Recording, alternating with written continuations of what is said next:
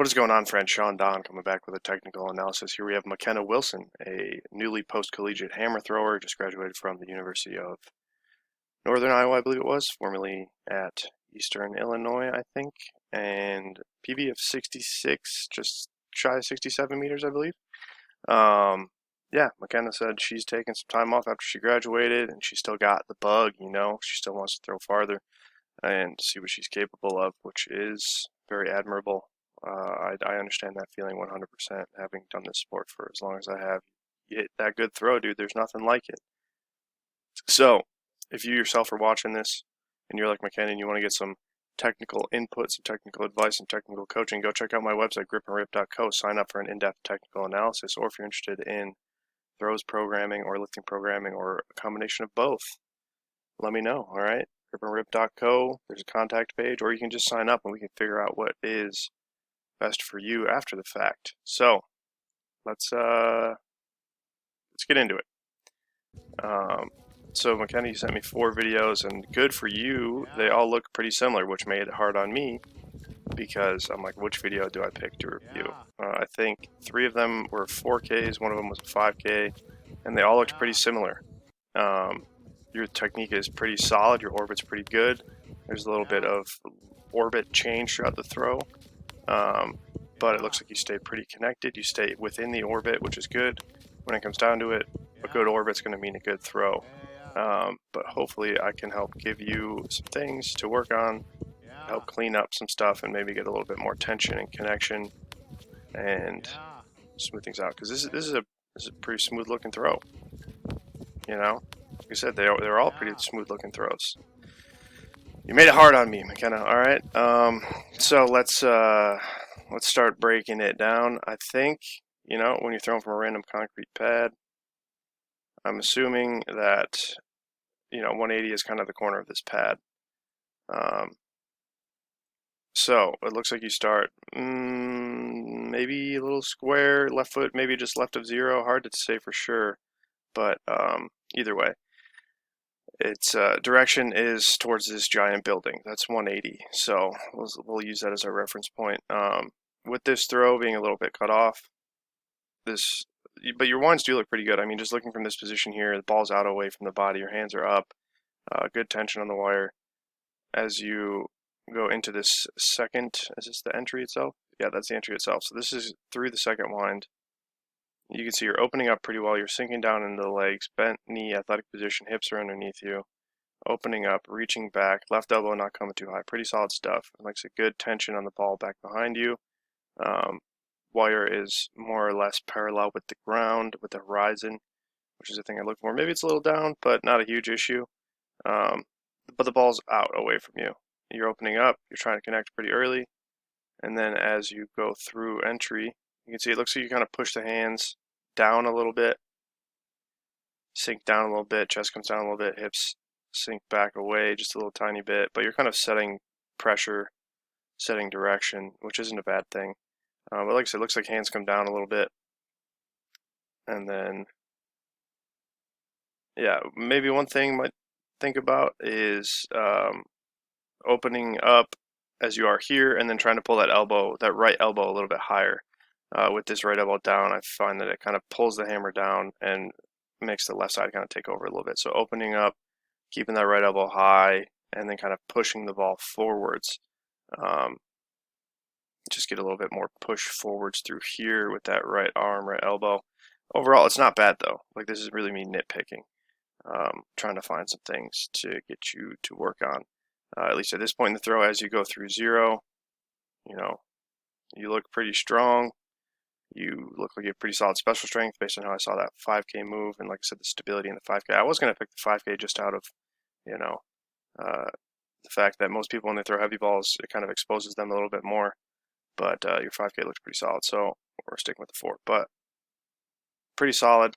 Setting up this left side pretty well.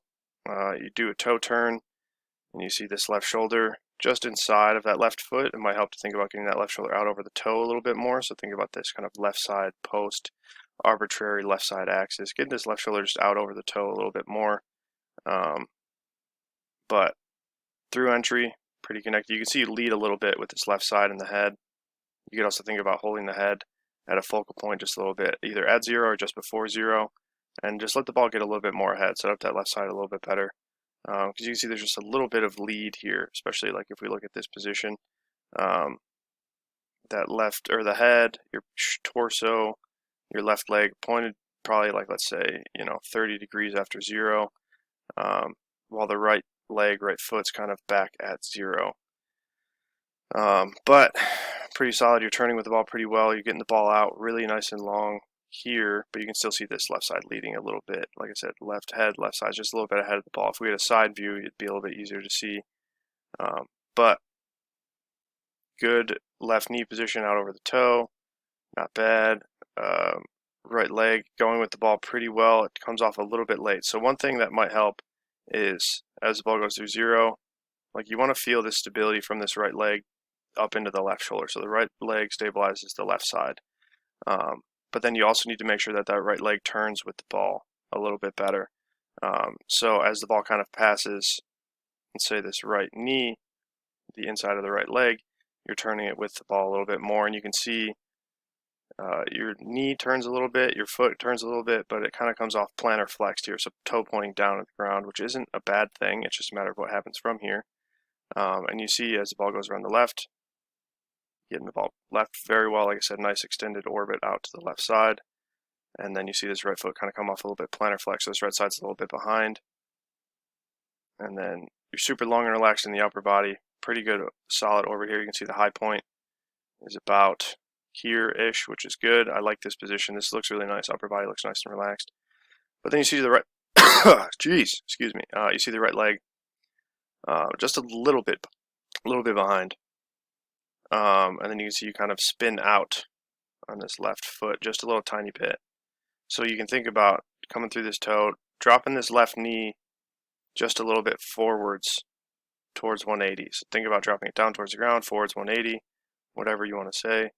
But just getting that knee drop a little bit forwards towards 180, that gives you a little bit more direction here. Where, like I said, if this left knee, it's not straightening out, but it is kind of stiff, kind of pushing back against the ball, at least in the direction of the ball, where the ball wants to go, if that makes sense. I'm, still waking up this morning, but pretty solid. Could just get a little more left knee drop, get a better step forwards, get a little bit more direction in the sector. And you get that, most importantly, that left knee dropping kind of allows the hips to get underneath you. And I think this is kind of where the issues that I do see in your throw comes from, is the hips are kind of back away from the ball a little bit. Like in this position, it looks like the hips are a little bit back away from it instead of underneath you. But you land on that right ball of the foot, good shin angle here. Ball out away from the body, pretty solid position outside of the hips, being a little bit back. They could be a little bit more underneath you, torso could be a little bit more upright. But then as you go through this second turn, pretty solid here, really solid position here. All right, you can see your right foot's a little bit back from the left foot, means you're getting some amplitude direction into the sector. Pretty stable. You can see that head still peeking to the left, but in terms of the body, everything looks lined up, which is pretty good. But then this is another throw where I'd like to see the side view. What do your hips look like in this position? Are they underneath you still? Like I said, based on this position, it looks like you kind of settle back and get some pendulum on the ball, which is good. But I would just be curious to see what your hips look like in this part of the throw. And then as the ball goes around the left, good stability. And then you can see your right leg turning with it better, but you can still see that head peaking. Upper body's nice, long, and relaxed, but the ball's just a little bit behind you because that head is peaking. And then as you can see again, coming off plantar flexed. And then if we go back to the previous turn, orbit gets just about as long left as it did in the previous turn. So pretty solid here, but we'll see what happens, what really affects. Because like I said, your orbit changes a little bit. You can see the orbit's wide, long, left, and right. But if you see the orbit low point, it changes, and the high point changes a little bit as the throw goes on. So we'll try to figure out what causes that. But does look like maybe there's a little tiny lift in the hands here. Same sort of thing, though. You get onto that left toe. You can think about, as soon as you go forward on that left toe, dropping that left knee forward towards 180 in this direction. Like I said, drop that left knee towards that giant building in the background. Because like I said, it's a bent knee but it's a stiff bent knee, if that makes sense. So a little bit drop forwards in this position here, give you a little more direction forwards, maybe a little bit more upper lower body separation going into this turn. Or like I said, that right leg is just a little bit behind. You can see maybe there's a little tiny pop up there, a little tiny pop up in the left leg. But like I said, this right side's just a little bit behind. So then when you're going to catch, you can see this position once again. Your foot comes down, right foot or right ankle kind of breaks, if that makes sense. You see, you put that foot down, that ankle collapses. Hips are still back away a little bit from the ball. A little later catch, not a big deal. That kind of happens sometimes. But you can see this right side kind of collapsing here. If that right side collapses, that means there's a little break in tension, which means your body's really not going to orient itself. It's not going to find stability until a little bit later in the turn, which, like I said, that right foot comes down, collapses, and then boom, right there, you start to stabilize just a little bit late. But you could just have a little bit more tension on that catch, a little bit more separation on that catch, because everything kind of comes down together. If you look at the upper body, where's it at, or where's it pointing in relation to the ball, where the hip's pointing, a little tiny bit of separation if you look at, like, you know, the angle of the shoulders compared to the angle of the hips. And then as you come through this next turn, stability is pretty good, but you start to pull the ball a little bit more. Kind of, this looks a little Brooke Anderson-esque, which I'm sure you will take as a compliment. Where you can see just leading it a little bit, head kind of peaking once again. You're getting back on the ball pretty well. Left heel kind of comes down a little late. Ideally, you want the left heel to come down before the ball gets to zero. It looks like it comes down just as the ball gets to zero. Once again, that creates stability. That left heel coming down creates stability. So if that left heel grounds late, then you're going to feel a little unstable. You're going to pull a little bit more with that left side, like I said, the head. You can see it's pointing towards 90, shoulders more towards the ball, kind of coming across the body with the left arm. The ball's a little bit behind. And then as you go through single support, or towards the end of double support into single support, same sort of thing, right foot coming off plantar flexed, kind of just pulling back, shortening the ball around the left a little bit. So now if we go back to the previous turn, you can see ball gets a tiny bit shorter. Like I said, so this is what I'm talking about. Your orbit is good left to right, but I think by the time we get to the third or fourth turn, we'll see a little difference perhaps. But just looks a little tight around the left. Ideally, you want the ball to grow a little bit around the left each turn. And then same sort of thing, that left leg is bent, but you kind of pop up a little bit, and it's just stiff. It's bent and stiff, as I said. Think about dropping that left knee forward towards 180. That'll help you ground a little bit earlier, because you can see you start to see that left leg kind of straighten out a tiny bit here. So you're missing a little bit of direction, and when you go to catch, you got to kind of pull yourself out of the orbit a little bit to catch here. Now you start to see your hips get under you more. The same thing, right foot comes down, kind of collapses in the ankle. Still catching the ball into the direction of the sector. So like pretty solid here. You're facing the ball, hips, a little separation. And then as you go through, double support, good stability. Now you see this same sort of thing here, where like this left side kind of pulls back just a little tiny bit before the ball gets through zero. And like I said, that kind of comes from the left ankle, that left heel. If it grounded in this position right here instead of right there, you'd have a little bit more stability. You could use that right side a little bit better, feel a little bit more tension and connection to the ball. But with this like little bit of, like I said, instability, the body doesn't feel totally stable. So you start to see that left side pull back a little bit here. And then you see with that, the right side kind of disconnects a little bit more. You see that right knee turning with it, but that right foot is kind of disconnected. And you see that left side kind of pull back a little bit. So now if we start to see, so right at the edge of the ball, right there, go back to the previous turn, a little shorter once again. Once again, it's not drastic, but it does make a difference when you're, throwing 65 plus. And you start to see, this is a very vague thing, but in my brain, I can see the energy start to go down the left sector line a little bit here. Like I said, you're pulling back a little bit, and then you start to see the body and the ball kind of, you see your high point now starting to shift a little bit. towards, it's just after 180, but like right in this area. Like I said, so your energy is kind of going down that left sector line in single support instead of forward towards 180. And like I said, that can kind of come back to the left knee, drop that left knee towards 180. You'll see more of that high point, that ball stretch towards 180 instead of that left sector line. Because like I said, that left side, left leg, still bent, but stiff. You see it doesn't really bend until after you go to step there. But you catch, right heel collapses again. And then ball's still out away from you, which is good. And then same sort of thing. You come through this turn, left heel grounds just as the ball gets to 0. Now you start to see that left side pulling back a little bit more, and like I said, it looks like your direction is kind of going more in the direction of the left sector rather than 180. So trying to ground that left heel a little bit earlier might help, but really I think it's just getting that drop to left knee drop to 180. Pulling back a little bit.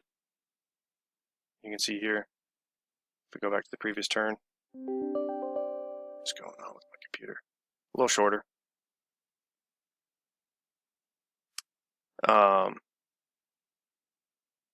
And then you can see, like I said, same sort of thing. Hips are more or less underneath you. You're getting back on the ball. It's just that left heel doesn't really ground super early, so the left side pulls back a little bit. And now you start to see this left side kind of take over a little bit more, where you get a little tilt in the shoulders. It's very subtle, but that left side's up a little bit compared to the right. You start to see this left knee kind of extend up into the ball, or left leg extend up into the ball, right side going with it. And it's this position sort of through here, where it looks like you're kind of getting pulled around a little bit. You're kind of getting, your body's getting kind of pulled around this left side instead of staying centered. So that left side's coming up. Right leg is moving with it better here. You start to get more of that hip flexion, knee up, A skip sort of position. But this left leg's almost straight. From this position, you can't really tell. But same sort of thing, a little left knee drop towards 180. As you can see, that left knee doesn't drop until there. It doesn't start to bend until there. And you see the ball kind of come across. I see it go like low point through about here, and then it comes around and gets to right about there, I think is the high point. And you can see it's just a little bit misdirected. But long and relaxed, connected upper body kind of conquers all. So good connection here, but you catch and it just looks like I said, there's not a ton of tension in this position. You're kind of a little bit heavy on the right. Hips are a little bit back instead of, like I said, being underneath you. Your chest is a little bit forwards. So like in this final catch, like I said, you're doing good up until about this third turn. You catch, balls pat before 270, and then this final catch, kind of that left side pulls and shortens a little bit, and then you catch. Like I said, you're a little heavy on the right, and you catch a little bit later. By the time the body has stability, the ball's at 270 instead of just before it. And then from here, you're long and relaxed and connected, and you can see immediately this left side goes to pull, goes to finish. Left side pulls, kind of back heavy on the right. You get your hips up into it, extend that right hip pretty well. Really good extension here. It's just a little bit early. And then once again, if we go back to the previous turn, ball gets a little tiny bit shorter. So like I said, it's not bad. Good extension. And then when you come through, you are pretty centered and it's a pretty stable finish. You come a little bit forward, it's not a big deal. But like it's a good looking throw. It's just little tiny things. And I think it all comes back to that left leg more or less. This is going to be a 20-minute long video, dude. So much rambling. But good through here. Just need a little bit more left knee drop towards 180. And then need to ground that left heel a little bit sooner if you can. So I don't know what your ankle mobility is like on that left foot, but working on that a little bit might help. Ground the ball, ground that heel a little bit sooner. You're going to feel a little bit more stability in the body, more stable left side, ball longer left. And then you get that knee drop to 180 in single support, and your orbit should be more consistent. I like to see low point a little bit more just before 0 and high point just a little bit before 180. And then, like I said, getting that ball longer left every single turn. Because, like I said, it just shortens a little bit, and then your high point and low point start to shift a little bit, where low point kind of comes just past 0, and then high point just past 180. So if we can give this just one more. Yeah. You see that low point kind of drift through here in the later turns, and high point drifts a little bit up there. It's not bad, though. I've seen much worse. So this video is entirely way too long. 20 minutes is a lot of rambling. So, But it's pretty in depth, and that's what I'm here for. So let me know if you have any questions, Makenna. And if anybody else out there has watched this 20-minute long technical analysis, you should probably consider going to my website and signing up for an in-depth technical analysis at the very least. If not, throws programming, online technical coaching, complete programming, whatever it is, I'm here to help. All right. You're wondering, what can I do to throw farther? I'm your guy to answer that question. I have a plethora of ideas and theories and concepts that you can work on, and all you have to do is sign up, and then you can start asking me questions and working with me, and I will help you improve your throw. So check out my website, gripandrip.co. All right. Until next time, Sean Don signing off. Have a great day.